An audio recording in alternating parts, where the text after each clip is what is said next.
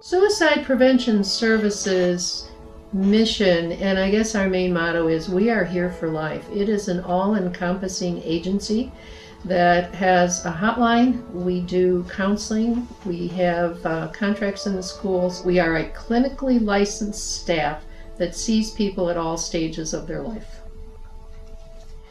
My mother, Ellen Weber, died by suicide on September 5th, 1979. The loss of my mother made me feel incredibly sad, lonely, and isolated.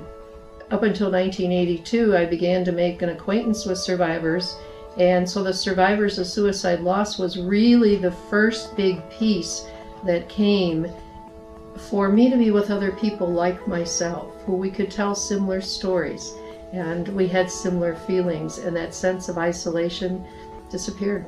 Aurora University, which used to be Aurora College, helped focus on the phases of where we are today. There was a conference there, a suicide conference there in 1982 that then led to the Survivors of Suicide Loss group. That also led to a group of us, mostly survivors, staying together for a year and forming what was then called the Suicide Crisis Center. But out of that then came the crisis line of the Fox Valley, and that was a blending of our 501c3 of survivors and the Association for Individual Development, which was a very well-established agency in the Aurora-Land area for the developmentally disabled. So the crisis line of the Fox Valley then became the first 24/7 hotline in the Fox Valley area, and I ran that for 17 years. It was 1995 when I met Sherry Bryant, herself a survivor and a well-known therapist in the area. Her son had taken his life, and shortly thereafter, because she came in as passionate as I, we began to make plans for a suicide prevention agency that really focused on education and training. The year before my son died, I had treated a young man, 16, who died, and Stephanie and I were on the same panel at the school talking about what the parents could do, what the teachers could do, how this affects the school and the community. Never thinking that a year later I would be meeting with Stephanie when my own son took his life.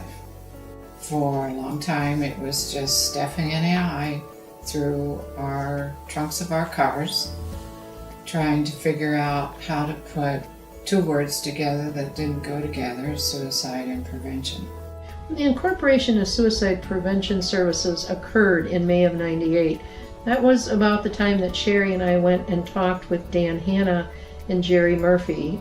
They were the executive director and assistant executive director of the Inc. board, and it was those two people along with their board that approved $10,000 seed money to SPS. Well, it was interesting because of course I knew Stephanie from her time when she worked for another organization, and when she decided to go out on her own and start suicide prevention services, it was definitely something that we saw a need for in the community and thought that it was very worthy of local funding from the townships. With that seed money, we brought in Dr. Paul Quinnett from Spokane, Washington, who headed the Quinnett Institute. So at that point, it was no longer Sherry and I, it was 12 of us now being able to go out and educate the community. But if we wanted to expand our services, if we actually wanted to hire clinicians to work with people face to face, if we wanted to have a 24/7 hotline devoted simply to suicide prevention, we needed a place to do that. Stone Manor became available after looking at many sites. As things began to unfold, we were able to rent space here, and eventually we were able, with the help of the King County Board, to purchase this building. Yeah, we've just grown and expanded to now there are 5 full-time therapists here and an admin assistant. So we are consistently busy, and we continue to grow and add programs. Ken is our current board president, and Ken is the one that is really focused on strategic planning, where we want to be in the next 5 years, where we want to be in the next 10 years. Well, I joined SPS in summer of 2015, And the reason I did that was based on my own experience with suicide, as well as the experiences of some other people who are close to me. So here in 2018, we're still doing what we were doing 20 years ago. This year and next year, 2019, moving into two populations that have always been an issue but haven't really been in the forefront, that is children and the elderly.